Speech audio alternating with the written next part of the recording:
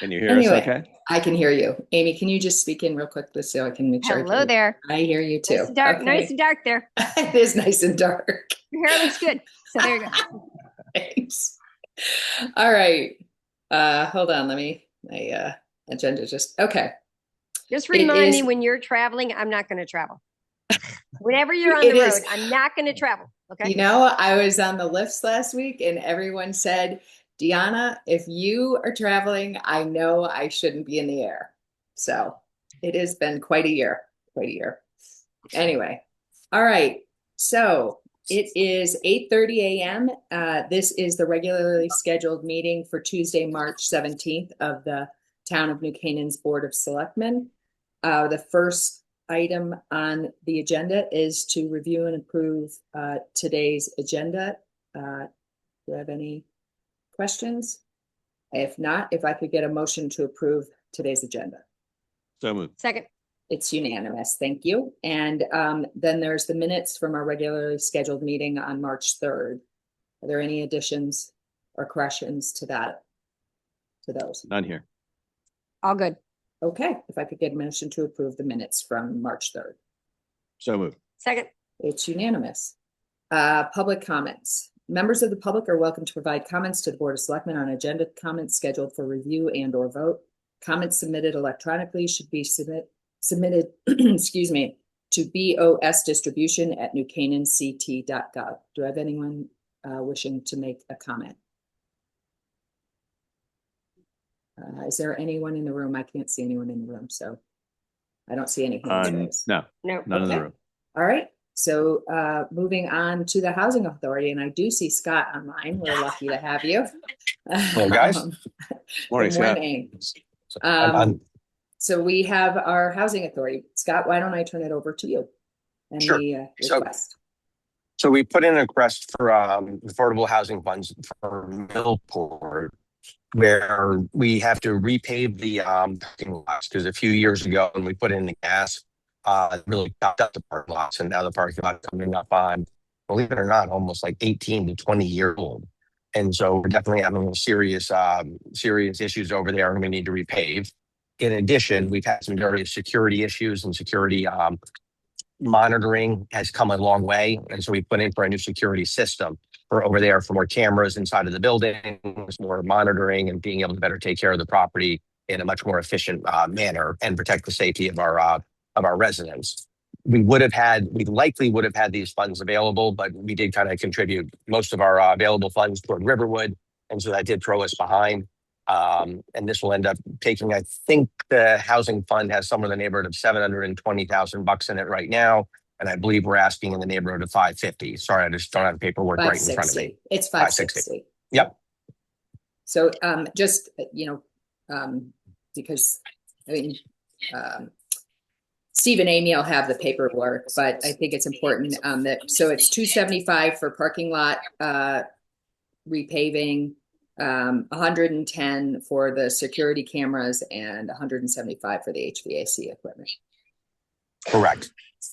Okay. So Scott, can I ask you, like when we do stuff in town, we always get multiple bids. Are you doing the same process for the Housing Authority? Just curious. Okay. Yes, we are. So right now, these are estimates, and we're getting into the we'll bid it out competitively and make sure again we get a good deal, a fair deal, which is hopefully a good deal. And just for the public, Scott, remind us again. You mentioned, that we made the contribution to the Riverwood project, but how is this fund actually funded? Can you just walk through the way the funds arrive in that fund for the public? Sure. So the funds come from every building permit that goes into town has a affordable housing fee attached to it. And that money goes to this fund in order to help seed opportunities for more affordable housing. And so over the years, we've drawn onto that in order to do the Millport project, in order to make the Housing Authority's contribution to the Canaan Parish project, and in order to help to acquire Riverwood for more affordable housing. The reality is we actually Those funds actually went to backfill other parts of the housing authority funds, because ironically, you can't buy more housing using this fund, right, which is just kind of silly. But you can use it in order to maintain, in order to improve, in order to create. You just can't buy it. Say that again, you cut I out. think he's Makes sense, on. sort of. So you blipped out, Or, Scott, sorry. brief it. So could you just reiterate what you can use those funds and what you can't use those funds for?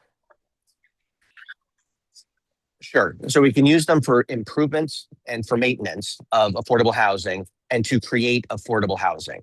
Those are the uses of the funds. And again, there's a long definition inside of there, but that essentially is the main. That's primarily what we're allowed to use it for. So Scott, with these affordable housing units, typically if you have an apartment building, people would put away in their income statement their reserve and replacement at X dollar per unit per year. Mm-hmm. They're obviously lower priced units. So is there any funding within the rent structure of these projects that you are setting aside money for repair and replacement, or is this the only source for repair and replacement?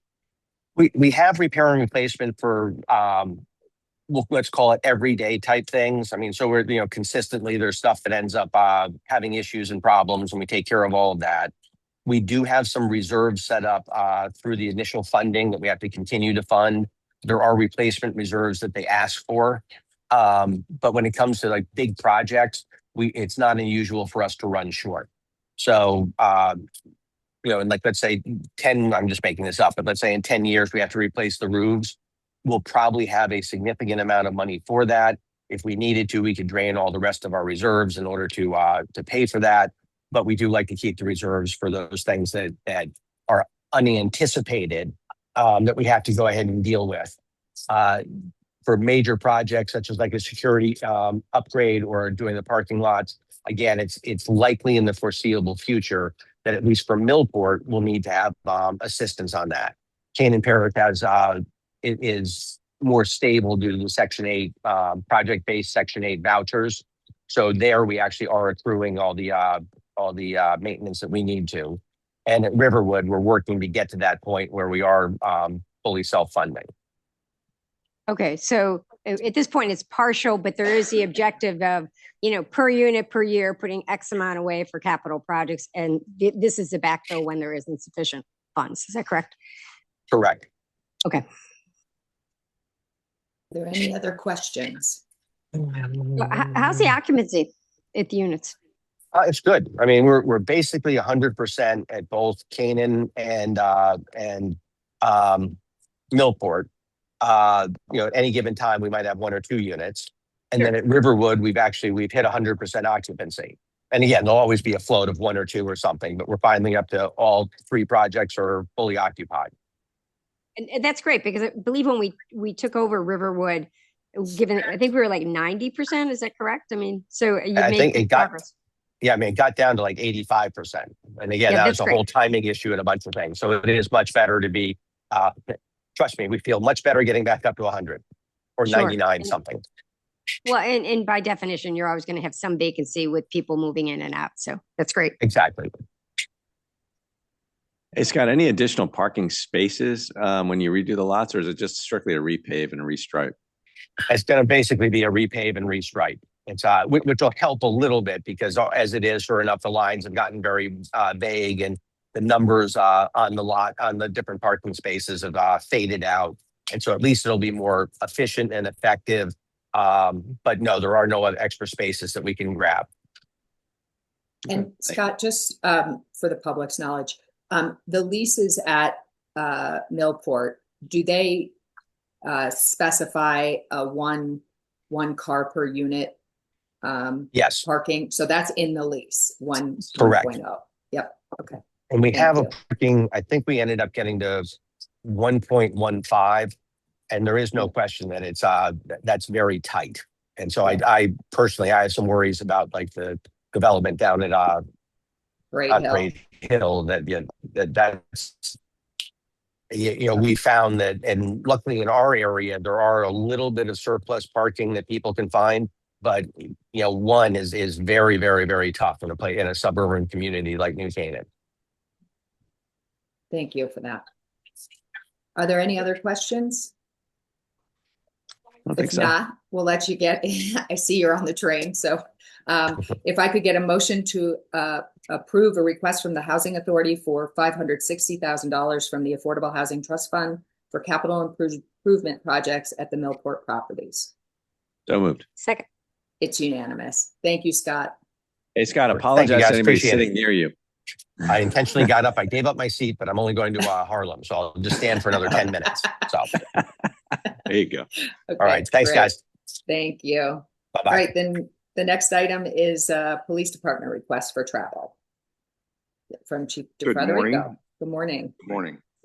I'm here for a travel request for Officer Rienzi to travel to Granby, Massachusetts from April 5th to April 10th to attend basic police sniper training. Cost not to exceed $1,905. This is budgeted for in our training line item, our regular training budget. So request the approval for travel request. Are there any questions? That sounds like a very specific training. Yes. Chief, how many officers do we have trained in this specific skill? We currently have one, but he's cycling out. So Officer Rienzi is going to be taking over that role. Okay, so is that sort of your typical, you'll usually have one trained One or officer? two, but yeah, typically it's one or two. Sometimes they are deployed as a team. Okay. If they're needed. Okay. All right. Any other questions? None here. Okay, Nope. if I could get a motion to approve a request from the police. Hold on, agenda item. I love working on a cell phone. If I could get a motion to approve a travel request from the New Canaan Police Department for Officer Nicholas Rienzi to travel to Granby, Massachusetts from April 5th through April 10th at a cost not to exceed $1,905 in order to attend the basic police sniper training course. So moved. Second. It's unanimous. Thank you. And then the next item is the PO increase for uniforms. Next is a purchase order increase request for New England uniform by $3,000. This will put us over the $10,000 value mark. With this increase, our purchase order will be $12,615. It is budgeted for the FY26. This was in part due to we're hiring a new officer. She's being sworn in Thursday, so the initial equipment needed for a new hire is reflected in this request. But again, it's in the budget. It's Yes. just over 10. Okay, Yes. thanks. All right, any other questions? No. If not, if I could get a motion to approve a request from the police chief to increase a previously approved purchase order with New England uniform in an additional amount not to exceed $3,000. So moved. Second. It's unanimous. Okay. Thank you. Thanks, Chief. Have a good day. Liz Orteg, Registrar of Voters travel request. Is Liz there? Yes, she's here. Great. Yes. Sorry. This is a little awkward. This is the first time I've come before the Board of Selectmen. Oh, welcome. We're Welcome. very fierce. I'm sorry I'm not there to greet you in person. Yes. Well, I would like to request money to attend a convention that's taking place. It's actually from Monday, April 20th through Wednesday, April 22nd, but I would only stay one night there. And it's very important that I continue we have a lot of important things going on with elections. We might possibly have this SAVE Act. And it is important to talk to other registrars. These are registrars from all over the state. Plus the Secretary of State has one day that she addresses us and talks about, we have a new software system coming into, they keep threatening to do it and then they keep postponing the roll-in date because there's an election somewhere or a referendum in some town everywhere every single day. So I think our latest is December that we're going to roll out this new software, and it's statewide. So it's a good idea to talk to the other registrars. So And Liz, is the objective of this new software to make the process more seamless, easier, more integrated than it is now, less paperwork, or do you not even know? I do not even Okay. know. Well, let us I know have when no you find out. clue. I know it's going to be a big headache for everyone. You know, I think it might enable us a few capabilities, but it doesn't, you know, for all the registrars that are used to a certain system, it's going to be a trauma. Let's put it that way. I mean, we have two systems. We have the paper system in our files, and then we have this software system, and they have to correlate and match perfectly. What I'm really worried about is having to re-register 15,000 voters one by one. That to me is. I'm just hopeful there's a heck of a lot of automation that we can get it automated so that it is less burdensome for you. But We'll see. Well, you could find okay. In any case, I would like to attend the convention. So the fee for the convention itself is where is that? It's $380, but then the overnight stay in the hotel room is $274. Oh, so I'm confused, Liz, because I looked at the piece of paper that you sent, and it said you're staying one night, and it says they're $138 a night. When I went on the website, there were no $138 rooms. You didn't find a $138 room. No, yeah. They blocked it. So that's why the convention blocked it. So it was in the documents that they had rooms for $138. So that's why I was confused. Except that when I went on there, they didn't. Okay. They didn't have any more left. They only had a certain number. I was on there before they even announced it publicly. So, you know, these are registrars from all over the state and their deputies. Yeah. You might want to call them just to make sure if you registered beforehand, just to make sure that they didn't, you know, maybe there was a special code that you needed to be able to get that special rate. So, I will work on that. Okay, perfect. So how much do you need? Do you need two? Well, I already, do you need to approve the actual we have a budget for training and everything like that. So the 380 comes out of the training, but the 274 comes out of the travel budget. Right. Is that enough? You need to approve both of those. Well, right now we're just talking about the travel request. This is a specific, you got to get things specifically. So, okay. Yeah, because meals are covered. As I looked at this, it's like meals are covered. And I just wanted to make sure, because I was like 275, but yeah, you get, breakfast and lunch. I don't know about dinner. They feed you endlessly. Yeah, they do. They usually do with those things. Yeah. Okay. Any other questions? Yeah, sounds like a good program. Okay. Yeah, fill us in on what you learned. Yeah. Oh, you know what, Liz, I had another question not related to the conference, but related to what Amy was asking about, sort of automation. So I understand you need the paper and the audit, the systems registration. So, I mean, are you having to is that why we have all the, staff hours, as people are, having to tick and tie the paper to the system? We have to do both. The things come in automatically, but they don't get into the state system. We get, entries, and we have to look at them and approve them and check them before they actually get into the computer system. And then we have to print a registration card. We also were in the middle of a canvas. So we get a special list of people who the state thinks have moved out of town, and it's about 1,000 letters.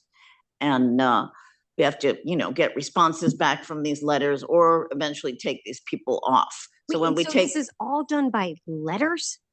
Everything is done by letters. Okay, but people don't check their mail.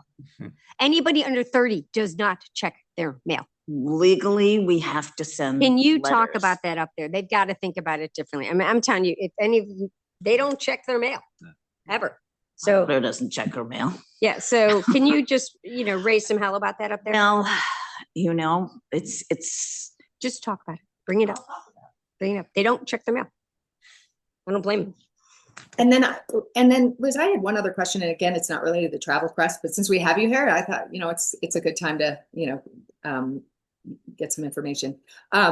So how do we, beyond what you get from the state, how do we remove individuals from the voter registration list who are no longer residents of? we are not I just got an email from someone requesting to be removed because she said she's moving. I said, we cannot remove you without a signed statement or a letter, or we have to have, for example, we go through the newspapers, we put obituary, and we have to attach that to their card and write down what day, we're removing them from the files. We cannot arbitrarily remove people without evidence or, because otherwise someone could come in and say, oh, remove this person, and that person really is on them, So we have very strict rules about whom we can remove.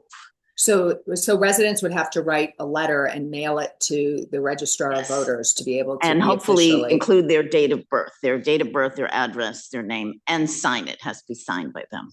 So when I first moved here, I used to get cards from the registrar of voters saying, are you still a resident? And do you ever do that anymore? Well, instead of the cards, we send the letters, but we don't send them to every, if people have voted, in recent elections, we don't send them the cards and the letters. Right. So we basically send it to people who haven't voted. That's okay. Yeah. Save postage. Yeah. Because it's very expensive to send 15,000 postcards. It's a lot of postage. Yeah. And postage has gone up. It is. Yeah. Okay. If there are no further questions, if I could get a motion to approve a request from the Registrar of Voters for Elizabeth Orteg to attend the Registrar of Voters Annual Conference, ROVAC, to be held on April 21st through the 23rd, 2026 in Windsor, Connecticut, at cost not to exceed $275. So moved. Second. It's unanimous. Thanks, Liz. Don't be a stranger, Liz. Okay. Next item is 4th of July fireworks with David Shea and John Howe.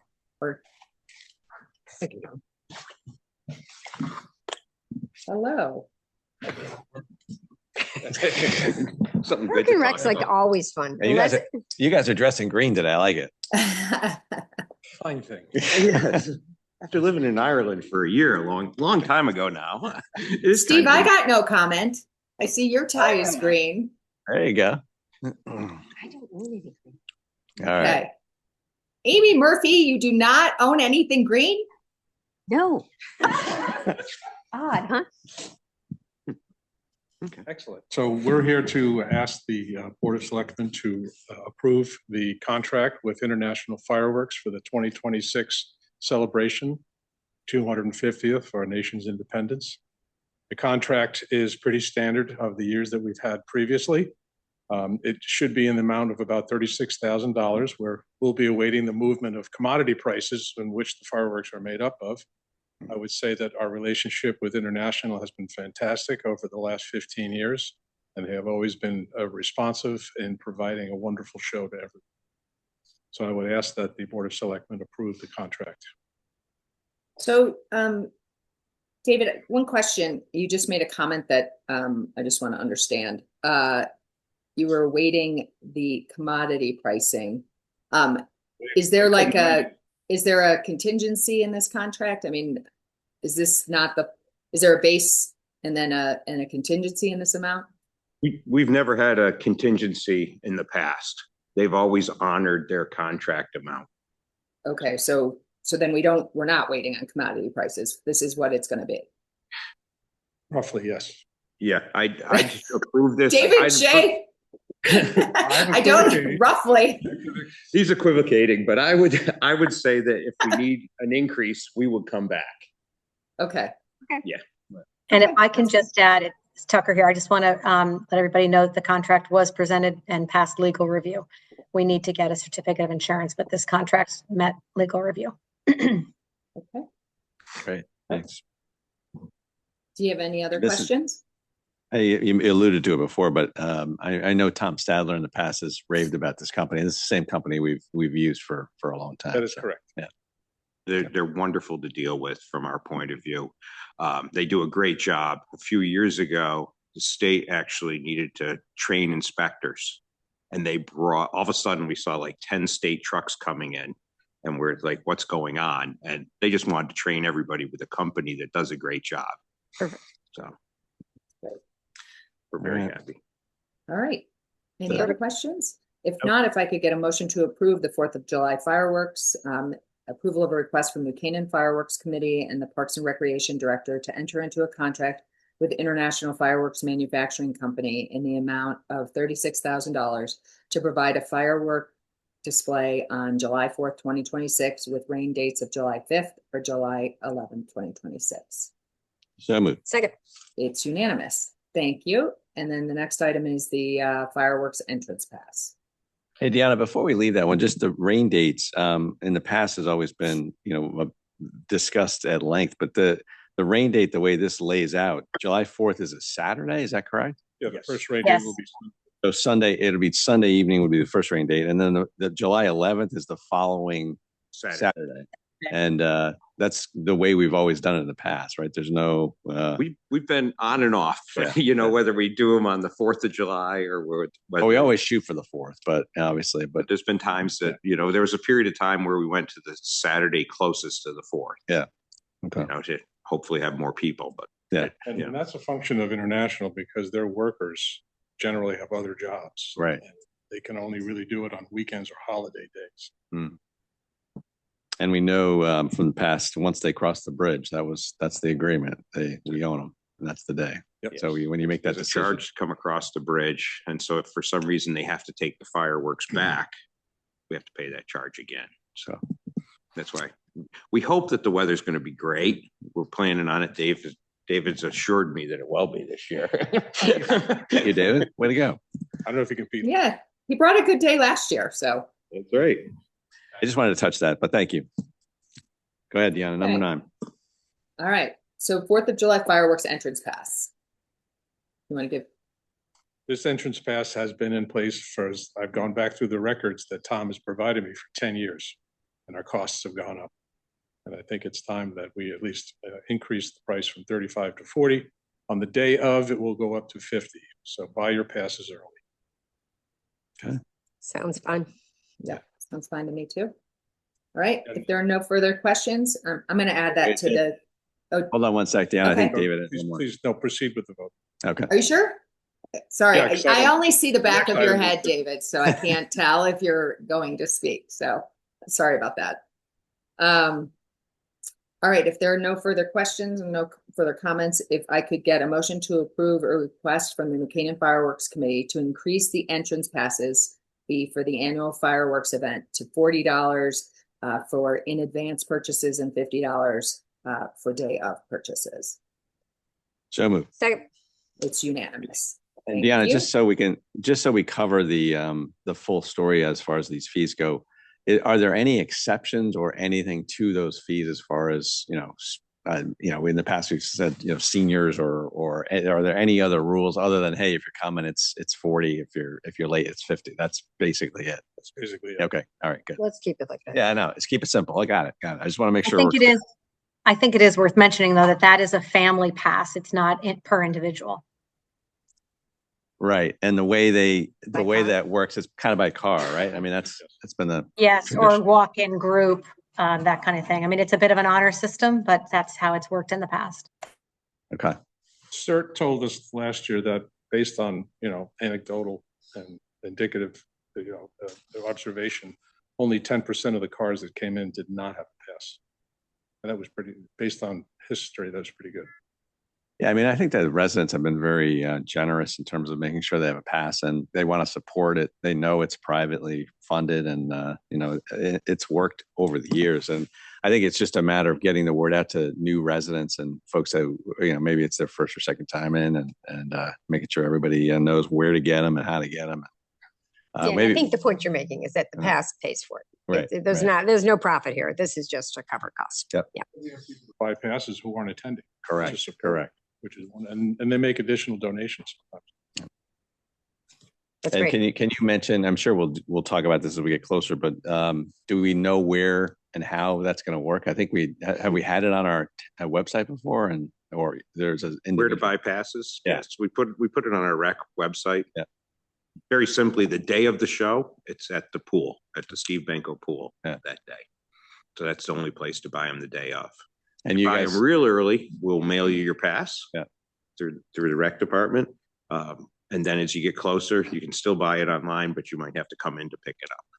And then we'll have point of sale in town and at Walter Stewart's. Great. Who've been terrific partners Yeah, Stewart's has always been great. for years. Okay, thank you. Great.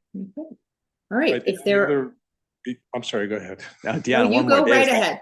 I know, Guys, I thought we had voted on it. You're good. You're good. This is open time. The one other item I circulated among the board is the movement of the location of the fireworks. you know what, but that's, okay. That's really an that's a- FYI because it's gone through the reviews with the fire marshal. It's gone through reviews of Park and Rec and the fire department. And the reason we were proposing to do this is the number one complaint last year was getting out of the park. Hours were spent in line with people. And what this will do is move the launch location east. And you can see that on the map from where it goes. That does a couple of things. Number one, it reduces the interference of trespassers into the launch area, which has been a constant problem in the policing the area. Number two, it increases the view of the fireworks from the park, and it will bring more people up towards the Waveney. And number three, the egress. It will significantly increase the speed at which cars will be leaving the park, opening up Lapham Road to the south. That's a great idea. That's huge. So for in English for the public, that means that basically we're shifting it further away from the Waveney Road Lapham Road. toward inside of the field, basically. So we're Correct. tucking it closer into the field. Will be similar location, not exactly, but where the American flag was. Yeah. On the lift. That's good. It's a rough idea of where they'll be shot from. Yeah. So the happens idea then is to broaden the viewing area, which you'll accomplish, and then also pull it away from. It's always been like the fire trucks and everything are all like right there, so they'll be able to shift over a little bit. Probably. We've had a problem with people, even though hopefully the park will be closed when we get to item 10. But people that walk that section of trail or bicycle on Lapham Road, when Lapham Road's closed, it needs to be closed because they get too close to the fireworks. Yeah. So that's always been a security problem for us. So this will alleviate that. So you don't have to close. You don't have to close Lapham. Lapham will be closed to get in. It's the ambulance and emergency vehicle route. Okay. But after the show, it will be open for exit. Right. To exit. A lot. Great. Yeah, because in the past we've actually not barricaded it, but close to barricaded. Yep. Yeah. So, and all exiting traffic would have to go right. Yeah. So. Yep. Now we can have two-way traffic once you leave Lapham Road. Well, yeah, I mean, there's nothing like, it's one thing on a Saturday night when we have the fireworks, but like we've had them in the past where it's a work day the next day and getting out of there, you got to watch out because people are just like, I got to get home, We've all been in it. Good. This is a great idea, guys. Thank you. okay. All right, so if that's all we have, any other questions? No. Okay. The backs of the heads are quiet. Yeah, okay. If I could get a motion to approve a request from the Parks and Recreation Department along with New Canaan Fireworks Committee to close Waveney Park during the day of July 4th, 2026 to prepare for the late afternoon evening fireworks display, including rain dates July 5th or July 11th, and to allow for food trucks and beverage and ice cream sales during the event. So just a language thing here. So the park will literally not open that day, right? Because there's no hours here. It just says there's no one's going in the morning or during the morning, no. Yeah. The first thing we do at about 6:30 is close off the entrances. Okay. Two things happen. When the fireworks show up on site, which is usually around 10 o'clock, we really need to be shut down. But in order to set everything up, we can't have people in the parking lots and everything else. So, okay. So it's basically close it right down. Closed for the day. Yep. Okay, good. And that's how it's always been. It's Always always been. been closed that way. So Correct. I want to clarify that. Yep. Walking your dog that morning, that's all. Yep. Okay. Okay. So I have a motion on the floor. Yeah, so moved. Second. Off the floor. You know, Steve, I'm not there and you're really kind of messing with Yeah, the this is where you'd system. be. This is where you'd be kicking me under the table. I get. Yes. All right. I'll kick them for you. Okay, it's unanimous. Thank you. Thank you. All right.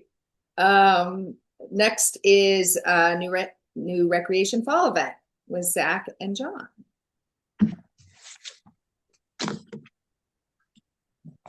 How you doing? Good morning. Good morning, Zach. Good morning. So pretty much what we're looking for is we are looking to seek approval to have 3 to 5 local food trucks to be a part of our, what we're calling right now tentatively our Labor Day weekend bash, which is on September 4th, 2026, which will be a recreation event. You gonna have a rain date or is it just one day? As of right now, we do not have a rain date. The band that we booked for this event is very sought after, so they don't have any dates available, which is kind of why we're tied to that one. We also don't have many dates available with weddings and everything. So Weddings, yes. Yep. You're gonna charge for this? Is it all TBD? Yeah, so we're gonna charge for this event. It'll be a ticketed event, kind of similar to our Family Fall Festival that we run, where people will charge. We'll get them wristbands so we know that they're able to attend the event, and that's how we'll be able to track registrations, be able to cover the expenses. Sounds like a really fun event. Yeah, it should be cool. Should be a good time. When does school start this year? Does it before Labor Day or after? So I mean, people would be Usually starts before school. right. Yeah. So people will be back in town. Correct. Yeah. Sorry. School starts before Labor Day. That was not very well articulated. When you said We it. got it. You're covered. It's still early here. Do you have a cap on attendance or anything, or as far as? So we necessarily don't have a cap. For the fall festival, we do about 1,200. It's really based on our supplies. But type of an event like this, there's not many supplies that we're going to be using. Our biggest expense is the band and any extracurriculars that we're going to bring in. But we're going to base pricing off about 200 people, which I do think is low, but it's our first time doing it. So we get a general consensus of that number, and then for next year, be able to plan accordingly. But that's what we're going to base pricing off, is that number. So how are you going to socialize this? Because it's a new thing, so people know about it. Yeah, so what we do is we use all of our, we do marketing all through recreation. So we'll send an email blast out. We have like 5,000 households. That's usually where we get most of our registrations, through email blast and text blast, and our Facebook and Instagram pages. What we It'll use. be like posted on New Canaanite, Sentinel, and all that stuff. Yeah, I mean, we could reach out to them as well. I would, yeah. 'Cause, Yep. you know, maybe they might want to have a Park and Rec interview Sure, or something like that. Yeah. not a problem. That's a good idea. Yeah. And Zach, I would, to echo Amy's comment, that Parks and Rec sign up, is, probably for tennis and things like that, you'll get an older group, but like there's a lot of people that don't have children that might be interested in, attending this, and that probably are not on the Parks and Rec site. So you might want to socialize it in other places as well. Yeah, definitely. Yeah, we get lucky with our Instagram account. We have a decent following on that, and Facebook. We kind of hit that demographic, but I can reach out to New K&I as well for sure. Yeah. No problem. And the Sentinel. You Sentinel as well. Yep, we'll do. Okay. All right. Any other questions? No. If Sounds not, if I great. can get a motion to approve a request from the Recreation Department to allow food trucks as part of the newly proposed Labor Day weekend bash to be held on Friday, September 4th, 2026. Can I ask one question first? It went through Park and Recs, right? Park and Recs, we don't regularly run our programs through the Park them. and Rec Commission, but they're aware of it, right? not officially. No, Might want we- to. we- Okay. that's easy. Yeah, We okay, will do that, but sorry. No, that's a good point. You should include them. That's good. Okay. So Do I have, Second. it's unanimous. Thank Thank you. All right. Cadence is a mess. Cadence is a mess here without you here. Come on. Picnic tables, Ryan and Good John. morning. Happy St. morning. Patrick's Day. Happy St. Patrick's Um, Day. So on behalf of the Parks Department, I am here seeking approval to enter into a contract with MRC Inc. in the amount of $11,421 for the purchase of 4 picnic tables. One of the 4 picnic tables will be ADA compliant. These tables are designed to match the existing picnic tables at Mead Park, featuring green tabletops with black uprights. Standardizing these tables across our parks allows for greater flexibility, enabling us to relocate them between locations as needed. The new tables are intended to be installed at the Waveney Playground. This purchase falls under the Connecticut State contract, and funding is available within the fiscal year 2026 Parks capital budget under the picnic tables and benches account. Thank you. So Ryan, just to be clear, so this is not being funded by the fundraising for the new playground. This is a town for the playground. This is an additional expense on the town. Correct. Okay. Any other? Hey, Ryan, how long do these last? I would have to say over 15 years. I'm not sure when the ones at Mead Park were purchased, but I know that they've been there for a very long time. And Yeah. You can easily get 15 years out of them. They do have like a rubberized plastic coating on It there. sometimes wears off, and that's when you get the Because rusting. often you could have sharp spaces. We're replacing some at the pool, but it's not like the ones at the pool are 20 years old, so. Yeah, I mean, that's less than $200 a year if that's the case, so not bad. Yeah, no. Yeah, I mean, and those tables really do seem like they hold up well. They're not permanently mounted to the ground, so you can No. move them around. You don't take them inside though during the winter or anything. They We just do stay not. out there. Yeah. It'd be less storage. Yeah. And then in terms of location at the new playground, do you know where they'll be? Will they be outside of the fenced area or are they inside the fenced area? So there's going to be a entrance patio, which will be inside of the fenced area, and that's where the design is. Well, that's nice. For them to be so like a placed. mother could have like, a stroller there or whatever and sit there or have something to eat. Exactly. The kids it's all self-contained. Yep. That's great. Good design, guys. Well done. Alrighty. All right. Okay. Any other questions? No. If not, if I could do the motion to approve a request from the Parks Department to enter into a contract with MRC Inc. in the amount of $11,421 for the purchase of 4. Sorry, my phone just went. 4, yeah. Yep. For the purchase of 4 picnic tables to be placed at the new Waveney Park Playground area. So moved. Second. It's unanimous. Thank you. Awesome. Thank you. And then I just did print out a couple visuals in case you haven't been able to check out the site, but a lot of the equipment's been installed. So I'll hand that to you. I only have one copy, but hopefully it helps. It's interesting. The ADA ones are cheaper. When is ADA ever cheaper? Basically, one seat's missing. Yeah. So that's why. Huh. Oh, wow. Okay. Moving on to Lapham exteriors repair. Reach. Good morning. Good morning. So I'm here today for seeking approval to enter into a contract with Architectural Preservation Studio to provide architectural services for the Lapham Community Center exterior repairs project. The building is exhibiting areas of water infiltration and interior spaces, typical staining of ceiling, peeling of paint, typical indicators of leaks. Most of these areas of water infiltration is around the chimneys and the low stone parapets. As you may recall, envelope consultant Hoffman Architects performed a facade assessment. They discovered cracked chimney caps, deteriorated mortar joints in the fieldstone chimneys, open joints at the coping stones and lone parapets, and cracked terracotta flues. So the prescription for the fix for these issues is to repair spalled, cracked, displaced stone masonry, cut and point the deteriorated mortar joints, repair or replace limestone coping, replace and add flashing, replace deteriorated chimney caps, and clean stains and efflorescence off the bricks and stone. So Architectural Preservation Studio will review the existing conditions and reports, which they pretty much already have done, prepared prepare the bid documents and construction documents, assess with the competitive bidding, and provide construction administration services.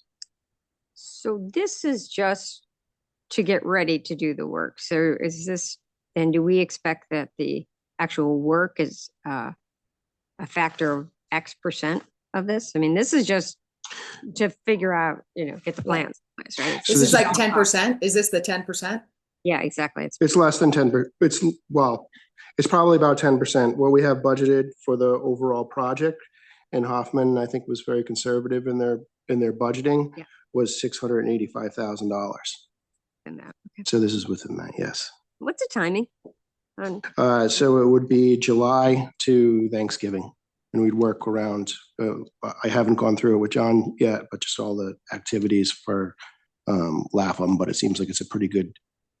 In initial conversations, that seems like the good time, summer, and then going into the fall. Do they can handle this without building scaffolding, or will they need scaffolding? Will they be able to access the roof with like lift trucks or something? Or? I think they're going to have to. It depends how many of the coping stones they're going to have to replace, whether we have to scaffold it. I'm assuming there's going to be scaffolding on the building. So, and there might be a bridge as you go into the building in certain areas, but it won't be a full scaffolding job because it's really only limited to the chimneys and the associated low parapet that follows the chimney. It's kind of like an architectural detail that breaks up the roofs in those locations. So, Joe, I had a question. So did Architectural Preservation Studios, I can't remember now, did they perform the same service for us at Waveney House after Hoffman, or we had the condition survey of both buildings done? Was that by Hoffman? I'm getting like timing this. The envelope study was done by Hoffman for both buildings, and then Architectural Preservation Studios made the construction documents. So are they? I mean, I know we don't have to bid this kind of work, but are they the only? I mean, I thought Hoffman also did this type of work. I mean, I just want to understand. Did we look at multiple people to potentially do this type of work for us? So we looked at Hoffman. That Hoffman also provides this type of service. We did hire them on Waveney as peer reviewers, and I will say that Hoffman, just to perform the peer review and a certain amount of site visits, was almost the same as the fee for Architectural Preservation Studios to create the construction drawings and be the architect that's responsible for construction administration services. So they are cheaper, they're more cost effective. And what I will say about Architectural Preservation Studios is they're local. A lot of times we'll discover something during the day, and they will be out there that night to look at the actual conditions and give us a prescription for the fix the next day. So there's something to be said for that. I mean, with Hoffman's, they're out of town. It takes a little while longer for them to get here, and their schedule seems to be a lot tighter than they can't just swing over as being a resident. Yeah. Where are they located? I think they're in the Hartford area. I think that at least the project manager was coming in from like the Hartford area. Okay. Not saying anything bad about them. It's typical. It's just the advantage that they have for being a local vendor. And they've been very good about keeping within their, allowances for time. Yeah. And in terms of actually getting the work done, though we're not bidding this out, we will bid out absolutely the work. So this is just the soft cost part of it. Okay. Okay. Any other questions? Nope. If not, if I could get a motion to approve a request from the Department of Public Works to enter into a contract with Architectural Preservation Studios in the amount of $43,250 plus a contingency of $4,325 for a total cost of $47,575. The project entails exterior repair work to Lapham Community Center. So moved. Second.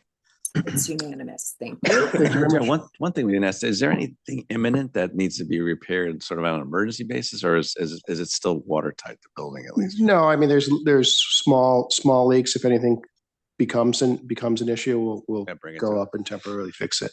Always better to fix it earlier. We all need water, but we don't want it in our lungs or our buildings. So it's time to stop this. Okay, great. All right, town building increase for HVAC repair, Bill. Morning, everybody. Hey, Bill. Morning, Bill. Thank you for turning around. I appreciate it. All right, good morning, everybody. So this is a request to increase the purchase order with M.A. Garmella for amount not to exceed $20,000. It's to cover the ongoing repairs during June, July, when we got the initial requests of the first $50,000.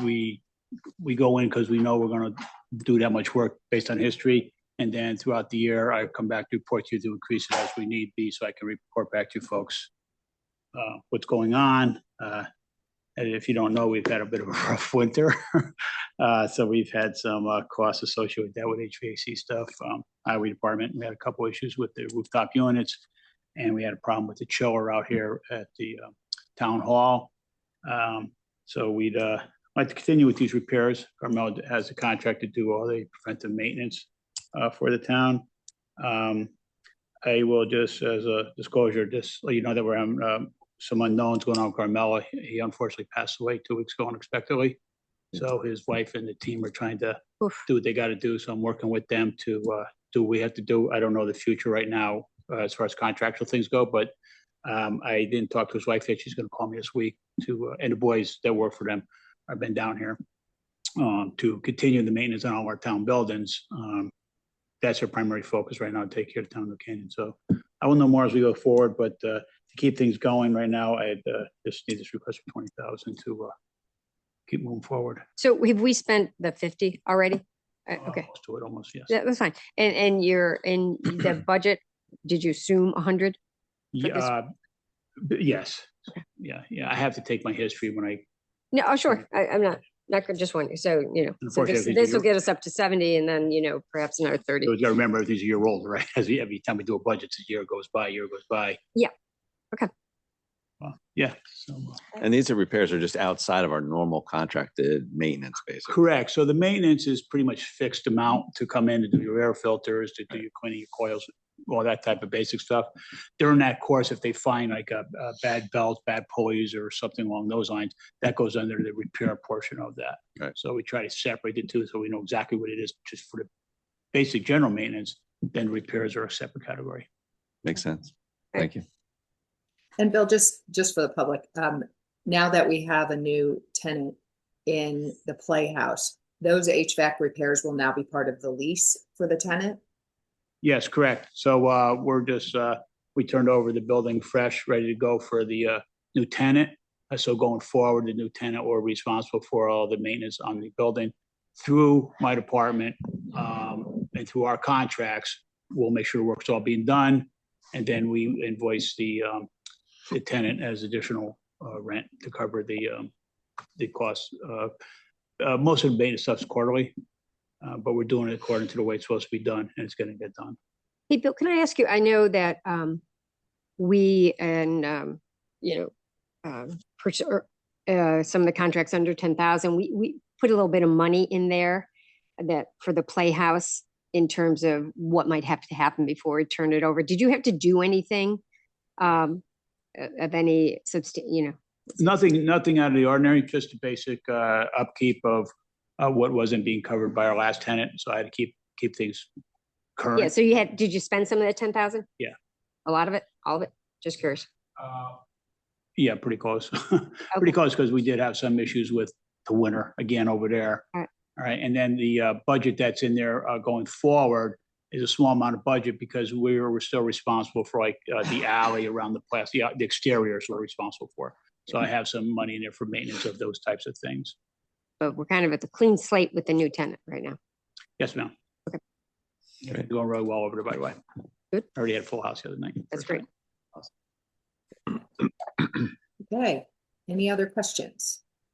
If not, if I could get a motion to approve a request from the Department of Public Works to increase a previously approved purchase order with M.A. Garamella in an amount not to exceed $20,000 for building HVAC repairs.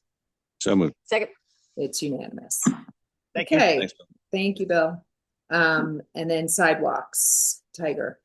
All right, good morning. So this was our most recent bid for sidewalk reconstruction. No new installation, just the replacement of existing sidewalks on Butler Lane, Danvers Lane, and Whiffletree Lane. It's basically phase 2 of the project of the Behind the Y. We did Putnam last year. And then that was approximately $500,000. And then we bid for this portion of the work. This is rebuild, not This new. is rebuild, right? Anything that's existing that's there will be replaced. Nothing new. So Whiffletree, it actually stops halfway through Whiffletree as you head towards Conrad. We're stopping where the sidewalk ends. We'll stop there, and there'll be no new installation going up Whiffletree or Conrad. This is just strictly reconstruction. We have no monies in the budget for new construction. How old are these? Oh, they predate me. They're 30. Okay, all right. So they're old. Yeah, all right. Well, that's good. I was. Shape. Yeah, I didn't want you to tell me they were 5 years old. So that's great. No. They I don't have a date of their construction. When they put the, How long you been there? I've been there for 25 years, and Okay.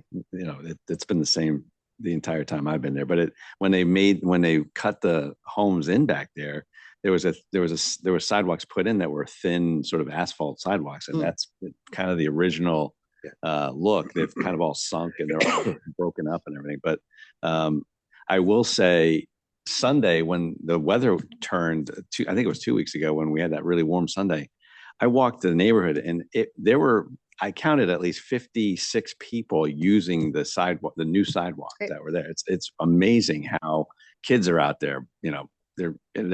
Everybody's using the sidewalk. So it's amazing when you put those in, how much use they get. And it's witnessed by obviously the uses in town too, like Main Street and stuff. So anyway, it's needed back there. It's been needed for years, and we're finally doing it. So very good. So yeah, to Steve's point, they were the ones on Putnam were in severe disrepair. So I don't think they were being utilized much at all. No, people were walking on the road because their sidewalks were all broken up and you couldn't walk. Right. So we public advertised, and we solicited directly from 11 contractors. We actually had 13 because we had 2 more come in that actually saw the advertisement when it was picked up by the bidding groups, say USA Blue Book or Construct Connect, things of that nature.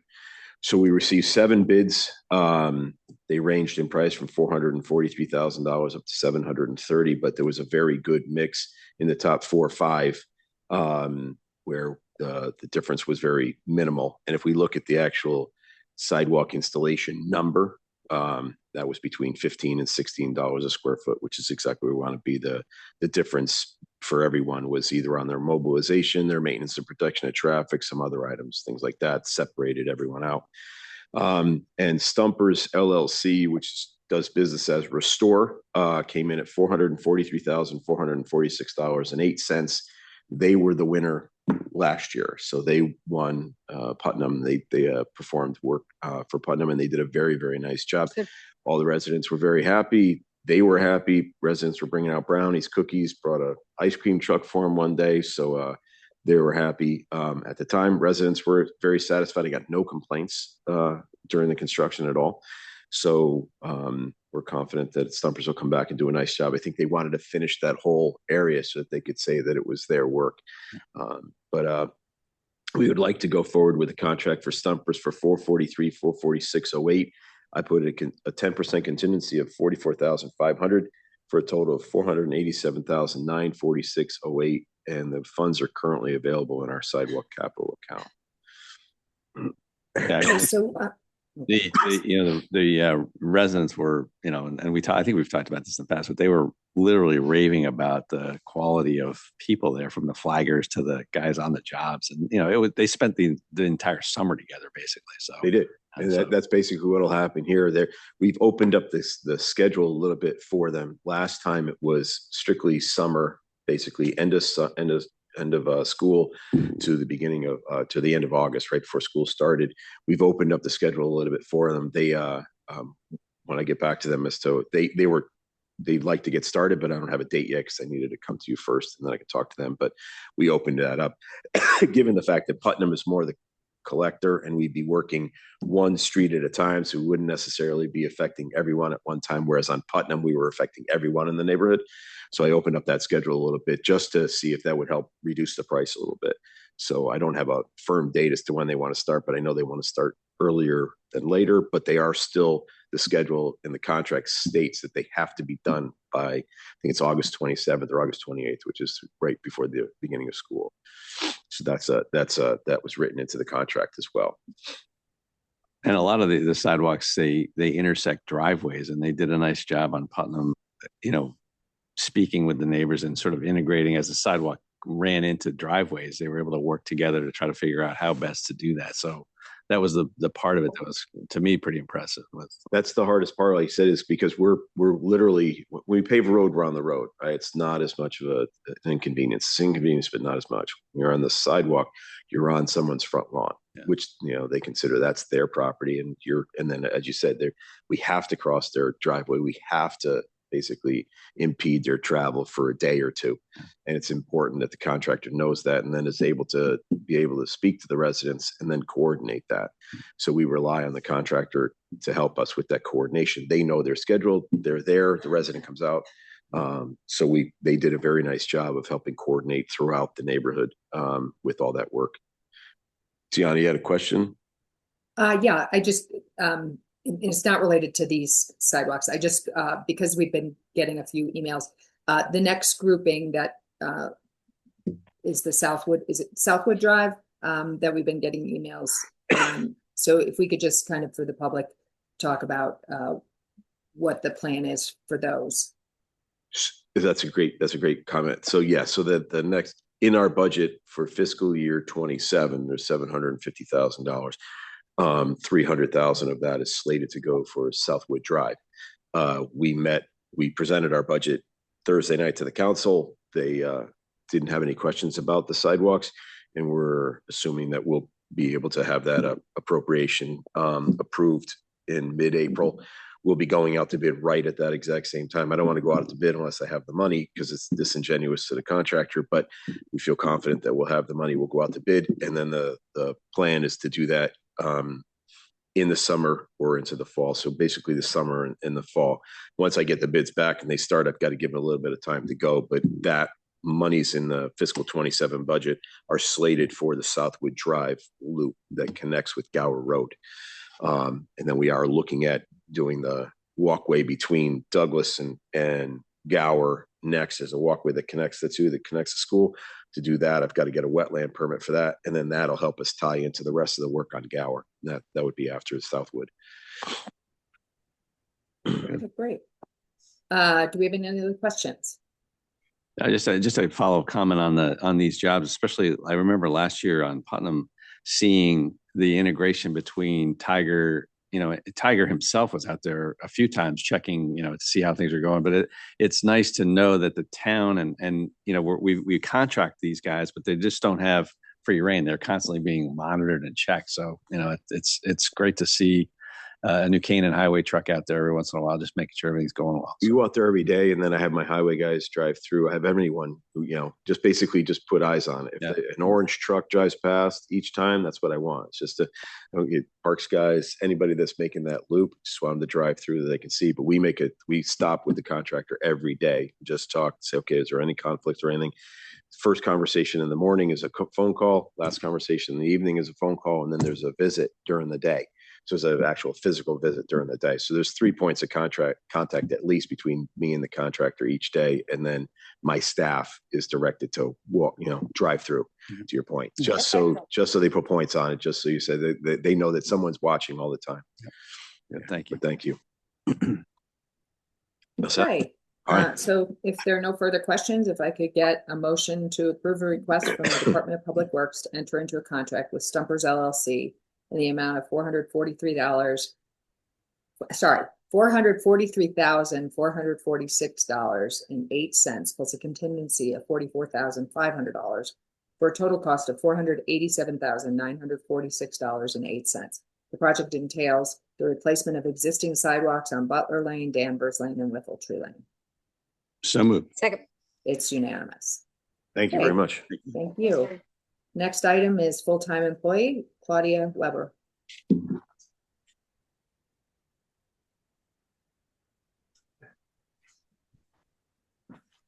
Maybe you have your green on. I have my Nice. green on. Nice. I know, even though my maiden name is DiDomenico, I'm half Irish, my mother's side. So we are here this morning. Claudia is with me to ask for the approval of the hiring of John Amarilios as the assistant to the town clerk. So many of you may know, John has been a resident of New Canaan for many years. He began working for the town in January of 2017. He started working in the registrar's office as a third-party registrar. And then he moved to be the Democratic registrar when George Cody retired in 2019. He continued in that position through December of 2024.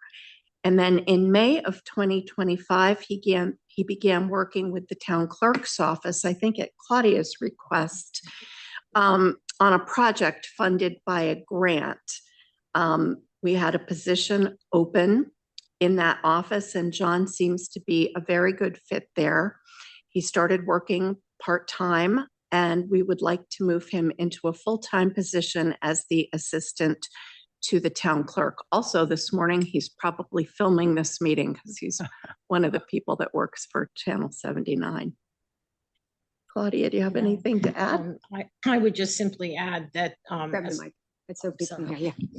Sorry. I would simply add that as a former registrar of voters, John's knowledge of elections and procedures will be a great asset to the office. And also his experience as an officer of the court, and especially in real estate law, it's already proven to be invaluable. So we're very excited to have him join the team. That's great. I mean, he's been such a, every time you go into town hall and he's there, he's a pleasure to deal with. Very great demeanor. It always asks you if you need help. I mean, he's been and he's been able to form, he's performed in these different roles, but wherever he is, he's always very helpful. So I fully support his hire. He's been a resident for a long time, and I think he'll be a nice fit. Great addition. So Claudia, does that get you fully staffed then? No, we still haven't filled the part-time position. Okay, but you're hopefully close on that one. Oh, Yeah. I hope so. Yes. Yeah, so then you'll be able to kind of tackle whatever back stuff you have to deal with. It's good. I'm glad. So if I understand it correctly, because I know we have the assistant town clerk now, and we have two assistants to the town clerk. Is that correct? Because there's a new woman. We have one assistant to the town clerk, and we have one admin. So I'm confused because there's so we have and my names are, I don't have my list with me. So we have Adrian is the assistant town clerk, Adrian Vitti. Yep. John is going to be the assistant to the town clerk. Okay. And then Carol is the new administrative assistant to the town clerk. And so that these are funny terms. I know they're very overlapping. It's really, I'm kind of like, so we have the assistant to the town clerk. That's John. And then we have, once we approve it, assistant town clerk. Correct. Mm-hmm. So that's like a backup. Right. Adrian would have the ability to sign documents and so if you're not around, they can do it. And then John is the assistant to the town clerk. Got it. Okay. And then Carol's the administrative assistant. So you need a part-time person in addition to this. Is that correct? Yes. So, but you have, and okay, so we've been seeing overtime with, or part-time dollars going in. So I just want to make sure. So that, once that, so do we, where are we on that? Post? The part-time? No, Oh, I'm okay. finding the part-time person, just in getting you fully staffed. That's the question. We have not posted that. We have not posted. Okay. So why haven't we posted that yet? We were trying to get this full-time position filled first. And honestly, we just hired the administrative assistant not too long ago, so we, Onboarding. yeah, there's been a lot of change down in that office, so we're trying to manage it like one position at a time, but now I think we would be in a position to start looking for a part-time person. Okay. Good. And yeah, I agree. I mean, he's got such a great disposition, you know, everybody, he's been a great addition to the staff.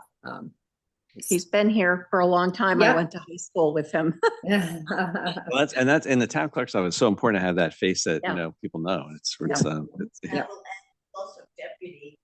You know what? I can't hear anybody that doesn't come up to the microphone. Well, It's okay. he's holds the position of deputy registrar. So having him on premise, but not having to pay him out of my budget is very convenient for me. Don't take him away from Claudia. Come on. No, I haven't. Okay. All right. Are there any other questions? Nope. If not, if I could get a motion to approve a request from the town clerk to hire John Amarelios as the assistant to the town clerk. So moved. Second. It's unanimous. Thank Thank you. Okay, and then I am told that that John Bryan is online. Is that correct? Yes. Oh, hi, John. Thank Hello. you for being here. So John has been put forward as the last member of the ethics committee following the untimely death of John Fulkerson, who was just an amazing member of this community and, you know, very large shoes to fill. I had an opportunity to meet with John. You know, he's got a great legal background, which will be super helpful to the ethics board. I don't know if everyone else had an opportunity to meet John, but would like to add John to round out the full complement of the ethics board. Are there any questions? I always want to, since John took the trouble of coming, John, why don't you tell everybody about yourself a little bit, and a little background, and a little bit about your family, et cetera. Sure. So I have been a practicing attorney for probably going on 12, 13 years now at this point. Currently work in-house for Thomson Reuters as an employment attorney. And I've been living in New Canaan for 6 years. We moved here in the summer of 2020. We have three girls, twin 18-month-olds and an almost 5-year-old. So really have enjoyed living in our town for the last several years and anticipate living here for quite a long time. And I felt that I wanted to be able to kind of give back to the town that we live in and keep it the great place that it is. And I thought that serving on the ethics board would be a way that I can use some of my background in the law and provide a service to the town. That's great. Your background is just so great for this, and especially you know, HR is such a big issue that we have to face, and I really hope that you have a very quiet time in the ethics board. I also hope so. But you know, I think it'll be good to have a fully staffed ethics board, if that is not the case. Yes. Well, thank you. Hey, John, I'm going to add and give a plug, because this is a perfect stepping stone. You know, you're young, you got young kids in town, but I can see you, you know, someday sitting in one of these seats. So keep that in mind as you move up. Careful. Move up the ranks. I appreciate the early vote of confidence. Okay, and if there are no further questions, if I could get a motion to approve the appointment of John Bryan Esquire to the Ethics Committee for a 3-year term ending December 1st, 2027. Enthusiastically moved. Second. It's Enthusiastic. unanimous. Thanks, John. Congratulations. Thank you, everybody. John. All Thank right, you. Thank you. Bye. Okay, and then you have the legal bills. Do you have any questions about the legal bills that are on the jackets? Looks like we're tracking well, right, for the year. So far, so good. All right, if there are no questions, if I could get a motion to approve the legal fees. So moved. Second. It's unanimous. And then you have the contracts under $10,000. Any questions? If not, let's move on to Selectmen's comments, and would just say, happy St. Patty's Day to everyone. Please, everyone, wish me well trying to get home. The airports are a little bit of a fiasco, given all the storms between the Midwest and the Northeast. So, hoping to get home early tomorrow morning, or get on a flight early tomorrow morning. I think we had a few power outages in town based on the storms yesterday and this morning. So there's a lot of power outages across the state. So please be patient as we try to get all of that. Eversource tries to get all of that resolved. Any other comments from anyone?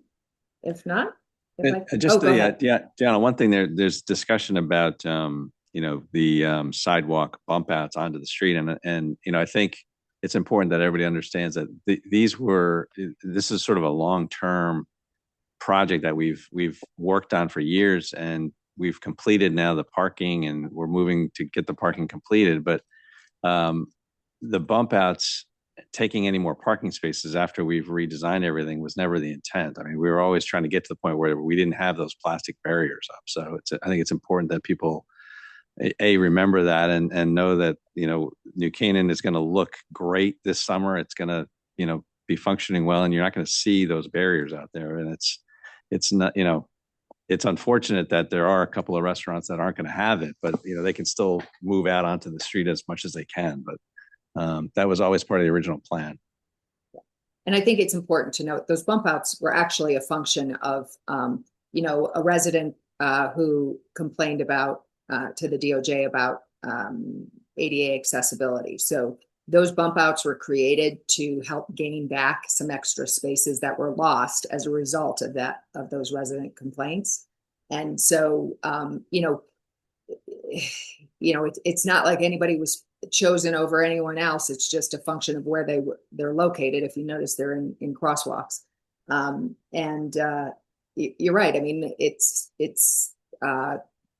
we have to balance the needs of the retailers and the restaurants, and we need to get some of that parking back. And I know that Tucker and Laura went around to all the business owners that were going to be affected and spoke to them directly about the barricades not being put out there again this summer. I think everyone but one, was fine. And Laura Budd at the chamber has been working with that business owner to find some extra little space for some tables. But I constantly say we can't provide parking for individual businesses in town, because businesses change, and it has to be an overall plan for the community, not for one specific business. So that's it. Any other comments? I think that's it. All right. If I could get, thanks. If I could get a motion to adjourn. So moved. Second. It's unanimous. Thank you. Yeah.